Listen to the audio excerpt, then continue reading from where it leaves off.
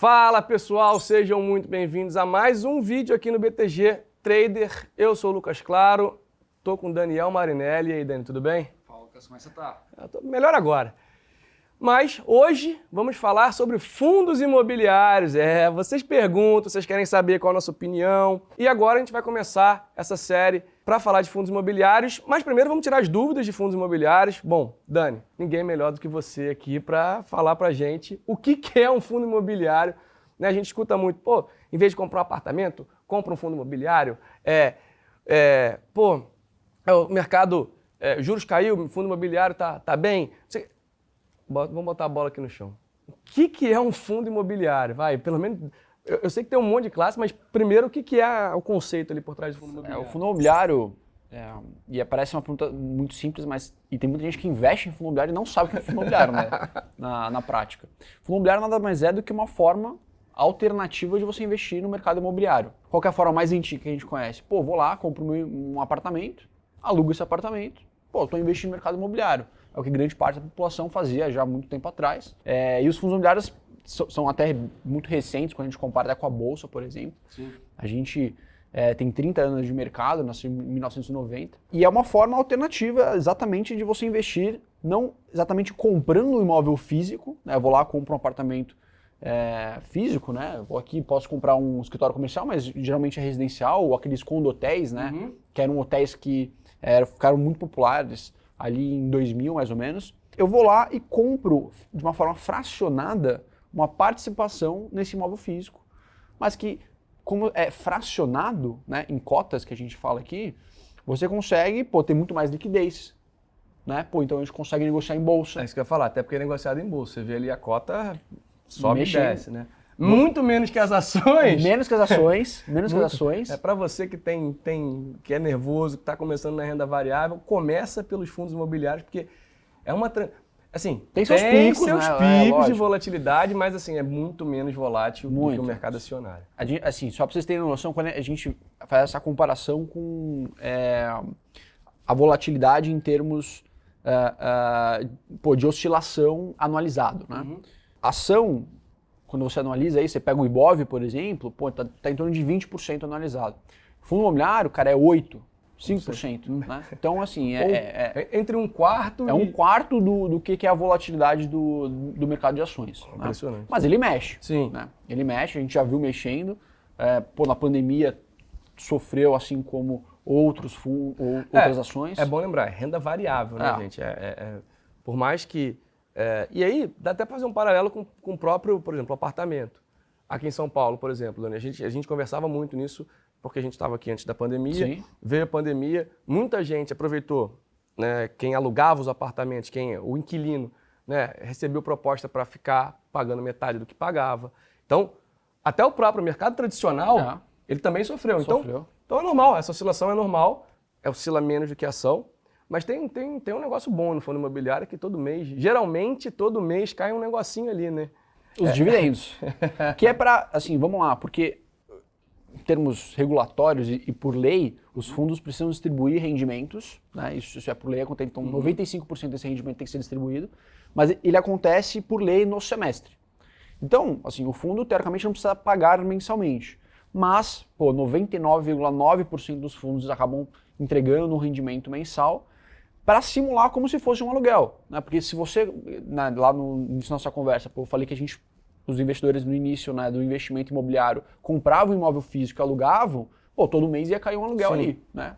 Do inquilino que está basicamente sendo locatário. Aqui os fundos imobiliários querem trazer a mesma percepção, né? Vamos rentabilizar o nosso investidor de uma forma mensal. E traz uma atratividade também para a pessoa que quer ter aquela renda ali mensal, né? E não quer talvez botar numa renda fixa ou botar em algum lugar, vai demorar tanto para eu ver esse rendimento. E aí, ou então, não quero ficar travado, porque dependendo do título que você tiver de renda fixa, você tem, né? A liquidez travada. E tem a questão, a renda fixa, apesar de ser renda fixa, em certo momento ela é uma renda variável, né? Porque se você tem um título, você quer sair antes do vencimento, você pode acabar se dando bem ou se dando mal. Né? Então tem esse ponto também para a gente ficar atento na questão da renda fixa. Mas eu acho muito bacana a questão dos fundos imobiliários e também tem até tem um lado aí que o fundo imobiliário ele acaba até se dando bem, né? Porque já que ele distribui dividendo, é isento ou não? Ele é isento. 100% isento para a pessoa física, né? Vamos deixar isso claro. Isso. Né? Então, se você é pessoa física, investe no fundo imobiliário, Olha aí. né? Tem algumas regrinhas, né? Então, você precisa, primeiro, ser pessoa física, né? 2, esse fundo tem que ser listado, ou bolsa ou balcão, né? 3, você tem que ter no mínimo 50 cotistas nesse fundo. Tá. E o quarto aqui, basicamente, é que o fundo, né, você cotista que investe nesse fundo não pode ter mais de 10% dessas cotas. Entendi. Se isso acontece, você é isento do pingo ali do dividendo mensalmente. Oh, que maravilha, hein? Então, é um aluguel sem imposto todo mês, é isso? É isso. E ainda tem valorização de cota também, vale lembrar disso. Vale. Assim como o apartamento, né? Você tem um apartamento, seu apartamento lá, como vamos usar aqui o exemplo do apartamento, você comprou, o bairro melhorou, as coisas melhoraram, o apartamento valorizou, o fundo imobiliário ele também tem a valorização da cota. Exatamente. Né? Só que aí é importante, posso só pegar Claro. um gancho que é o seguinte, como ele oscila no mercado, você pode ter a valorização da cota, mas também você pode, nos momentos ruins, como a gente está passando atualmente, ter uma desvalorização. Isso não quer dizer, né, que o imóvel em si perdeu valor. Né? A gente está num momento difícil, em que as taxas de juros subiram, inflação elevada, então o mercado de renda variável sofreu como as ações. Tem muita gente que fala assim, Daniel, mas se eu estivesse dentro de um imóvel físico, direto, se eu tivesse um apartamento, eu não teria perdido esse valor. Mas você tem uma falsa sensação de segurança. Porque se você for vender o seu apartamento nesse momento, provavelmente você não vai vender um valor que é o justo daquele apartamento. Esse é um ponto que eu acho muito bacana, muito interessante. Porque assim, na verdade, o que você está vendo ali na cota é literalmente como se você tivesse seu apartamento, como se você estivesse recebendo a proposta todo dia para vender seu apartamento. Isso, exatamente. Então, vamos lá, situação ruim, juros lá nas alturas e tudo mais. Cara, provavelmente qualquer coisa que você queira vender, a pessoa que quiser comprar, vamos pensar no imóvel de novo, a pessoa que vai querer comprar um apartamento, ela vai ter que tomar crédito, ou ela tem esse dinheiro e ela vai fazer o velho trade-off, né? Ou eu invisto esse dinheiro em renda fixa, vamos dar um exemplo, que eu sei quanto que eu já sei quanto é que vai ser mais ou menos o rendimento, e aí lá na frente, né, eu vou pegar esse dinheiro com rentabilidade, ou então eu vou comprar um apartamento. Se o juros está alto, o retorno vai ser grande, então você vai falar assim, eu vou abrir mão disso aqui, desse retorno gordo aqui, para um ativo que tem risco. Para um ativo que tem risco? Não sei. E o cara que não tem dinheiro, a pessoa que não tem dinheiro, ela vai falar, cara, eu vou precisar de dinheiro, onde eu vou? Vou no banco, né? Vou financiar o apartamento. Aí você vai falar, eu lembro da época da pandemia, o pessoal falando de financiamento, extremamente barato. Aí hoje, a gente, óbvio, ninguém deixa, se alguém quiser comprar um apartamento, ele vai comprar um apartamento. Mas óbvio que não é o melhor momento, por exemplo, se a gente estiver olhando para trás. Se piorar a situação, se os juros subirem mais e tudo mais, aí sim, a pessoa vai falar, lá atrás era melhor, como a gente viu, né, na própria pandemia, com juros baixíssimos, mas também uma situação onde a previsibilidade das coisas era muito menor do que a gente tem, por exemplo, hoje. Então, essa questão toda do fundo imobiliário de oscilação, ela é como se fosse isso, como se você todo dia chegasse lá, alguém na sua porta batesse, quanto você quer me vender seu apartamento por isso? Eu quero comprar por isso. No dia seguinte, alguém oferecendo mais, no outro dia, alguém oferecendo menos. E essa é a oscilação dos fundos imobiliários, né, Dani? Sem dúvida. E até um ponto. É um dos riscos, né? Tem alguns riscos. E aí o risco de mercado que a gente fala, né? Dessa oscilação normal. Vai acontecer teve mudanças aqui de política econômica, provavelmente vai impactar os fundos imobiliários, como impactou as ações e impacta outros ativos de renda variável. Então, é importante deixar isso em mente. Boa. Dani, aí a gente falou de apartamento. Eu li que você olhou para trás, tem uma sala comercial aqui atrás, mas só tem fundo disso? Só tem fundo disso? Só tem sala comercial? Não. Eu não vou pedir para você explicar todos os fundos aqui, porque, a gente vai continuar esse vídeo aqui, é óbvio, a gente vai continuar essa série. E aí o Dani e o time dele vão trazer para a gente um pouco mais especificado, né, um pouquinho mais explicado. Um pouco mais aprofundada, né? Uma coisa um pouco mais aprofundada, o que são esses fundos, qual a diferença entre eles, mas tem muito mais fundo do que simples e puramente o fundo da sala comercial. Né? Tem vários fundos, né? Quando a gente olha para o mercado brasileiro, especificamente, depois eu falo um pouquinho do americano, a gente tem o comercial, que a gente está agora, né? Então o empreendimento comercial, tem o residencial, a gente tem galpões logísticos, né? Que cresceram muito nos últimos anos, especialmente pela pandemia que você mencionou anteriormente, shopping center clássico também, e outros ativos até segmentos um pouco mais heterodoxos, digamos assim, novos, né? Você tem a questão dos hospitais, hotéis, educação, né? Agronegócio, que também é agronegócio que assim, agronegócio é muito grande no Brasil, mas para fundo imobiliário é algo recente. Cara, e o agronegócio é tão interessante que há um tempo atrás, quando a gente participou até do Agrofórum e tudo mais, uma das conversas ali até com as empresas era de que, de fato, a distância da Faria Lima para o agro, né? Que tem mudado isso, tem melhorado bastante, faz bastante sentido aqui pra gente. Mas, Dani, eu vou até confessar para vocês, há um tempo atrás, eu nem sei se ainda existe, mas a gente sentava muito perto ali, como a gente senta hoje, né, próximo ali, e na época eu já tinha, sei lá, deve ter uns 5, 6 anos atrás, não mais até, nossa, passa rápido, né, mas, e aí tinha um fundo imobiliário de cemitério. Cemitério. Ainda tem. Ainda tem. Ele existe. Cara, eu tomei um susto com isso, eu falei, como assim? Não existe. Eu falei, cara, e aí esse amigo meu, ele tava me explicando como é que o mercado estava crescendo, né? E naquela época, se a gente falar fundo imobiliário há 6, 7 anos atrás, era algo ainda bem no início, assim. Muito né? no início, cara. Muito no início. Tanto em termos de investidores, né? A gente pegar 2017, a base de investidores de fundo imobiliário é em torno de 200 mil investidores. Olha. Hoje, pô, assim, muito mais de 1 milhão, né? Então, teve um crescimento não só de base, mas também de maturidade dos setores. Cemitério foi um caso, eu acho que só tem um fundo hoje negociando com esse tipo de estratégia. Mas a gente vê outros setores que a gente fala. Então, o agro nasceu e é algo que tem muito crescimento. O próprio, acho que de educação também tem um potencial muito grande. Então, eu acho que assim, olhando para frente, tem muito potencial de crescimento para diferentes setores. Não só os maturados, que são esses que a gente tinha mencionado anteriormente, mas também esses novos. Especialmente quando a gente olha para os Estados Unidos, né, que é o grande, isso que eu ia perguntar. O grande benchmark, né, o nosso grande exemplo aqui para fundo imobiliário. Lá você tem todos os setores muito bem difundidos e outros setores que aqui acabam assim, não tendo muita aderência. Então você tem questões, por exemplo, de multifamily, né, residencial. Você tem student housing, né, que são basicamente imóveis perto das universidades para ocupar esses estudantes.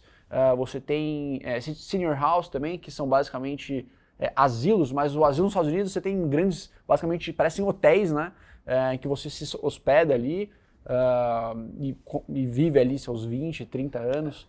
Para assim, variar, tem um os Estados monte de Unidos segmentos, é mais né? diversificado que a gente. Muito mais. É um mercado muito mais maduro, muito mais antigo, muito mais líquido. Mas isso não quer dizer que a gente não pode se espelhar neles. Não, claro. Né? A gente tem que ter um bom exemplo, Exato. né? Não adianta se espelhar no que não é muito bom. Perfeito. Mas, Dani, bom, então a gente tem ali, N diversidades de fundo aqui no Brasil. E aí, até chamando atenção para você que gosta do day trade, para você que acompanha a gente ali no dia a dia, gosta de day trade, eu sei que essa pergunta vai aparecer, eu sei que isso vai aparecer, eu já vou te falar que sim. Sim, fundos imobiliários também servem como lastro ali, como limite para você operar no day trade. Não são todos, são alguns, mas aqui no BTG você tem essa possibilidade também de alocar uma parte da sua carteira em fundos imobiliários, pegar uma parte e usar como limite ali para você operar na conta de day trade. Então, mais um motivo para você ter fundo imobiliário na carteira. E, Dani, até uma coisa que eu falo muito pro pessoal. Muita gente fala assim, tô começando agora, e aí, por N motivos, acaba caindo lá na sala. E eu fico até feliz que cai lá na sala, porque a gente já não vai, né? Muita gente fala assim, quero começar a operar renda variável, já vou direto pro day trade. A gente faz o inverso, né? A gente fala que, day trade pra gente é a Fórmula 1 ali dos investimentos, é algo que você tem que tomar uma decisão muito rápida, você está geralmente muito alavancado, o risco é grande, a recompensa também, o retorno também, mas você tem ali toda uma situação um pouco mais desafiadora para negociar. E aí eu costumo dizer que o fundo imobiliário ele é a porta de entrada para quem quer conhecer, para quem quer se conhecer, para quem quer entender um pouco mais, sair um pouco da renda fixa, se tornar um pouco menos conservador no sentido ali de perfil de investimento, e um pouquinho mais, botar um pezinho na renda variável. Então, acho que esse é um ponto importante. Não vou ficar aqui falando com o Dani, perguntando tudo para ele, porque senão daqui a pouco não tem mais vídeo. Mas Thiagão, a gente volta, né? Dani. Thiagão, vamos trazer o cara aqui de volta, né? Temos que trazer o cara de volta. Eu quero saber, fera demais. Vitinho, o que você achou? Tá bom? Tá. Tá bom ou traz mais? Traz Fazer mais uma vezes. série inteira. Traz mais vezes. Então, ó, Dani, deixe seu recado, que eu sei que lá no Content, para quem não conhece o Content ainda, é a nossa nova área de relatórios, de research, de notícia, é uma área extremamente completa. Tem análise técnica, que é o que a gente faz, tem fundos imobiliários, que é o que o Dani faz, tem análise fundamentalista, tem macroeconomia, tem um monte de coisa para você ficar por dentro de tudo que acontece no mercado de renda fixa, tem crédito privado também, de renda fixa e renda variável, tá? Então... De fundo imobiliário, vou até pegar um gancho aqui, de fundo imobiliário a gente também tem nossas carteiras recomendadas, né? Hoje tem uma específica, né, que acaba sendo a nossa grande carro-chefe aqui, a gente divulga ela mensalmente, como qualquer outra carteira recomendada, mas também temos relatórios temáticos, então a gente fala o que está acontecendo no mercado, os preços, nessa oscilação maluca que a gente está vendo de bolsa, qual que é a nossa análise fundamentalista, mas também a gente pega um pouco do técnico para explicar um pouquinho todos esses altos e baixos da bolsa para fundos imobiliários. Então, fica aqui o gancho aqui para vocês. Para você, então, aproveitando aqui o gancho do Dani, para você que não conhece o Content, eu vou deixar o link aqui, vou pedir para os meninos deixarem o link aqui, porque você que ainda não é cliente do BTG, tá na hora, né? Tá na hora de virar cliente. Se você já é cliente, aqui você vai conseguir acessar o Content. Outra coisa, se você não deixou o like, deixa o like, ó, joinha, curtir, vai aqui embaixo, aqui, ó, curte. Manda o vídeo para os amigos, comenta. Me fala aqui o que você quer que eu pergunte para esse senhor aqui do meu lado. Né, o que você quer mais saber de fundo imobiliário? Eu quero saber mais sobre quais são os fundos imobiliários mais líquidos que a gente tem no mercado. Quais são os fundos imobiliários do agro? Quais são os... Cara, pergunta. Que pagam mais. Os que pagam mais. Tem, esse é um bom tema, hein? Então você manda aqui, pergunta aqui no comentário, ou então fala o que você achou do vídeo, se inscreve no canal e te espero na próxima. Valeu, pessoal. Um abraço.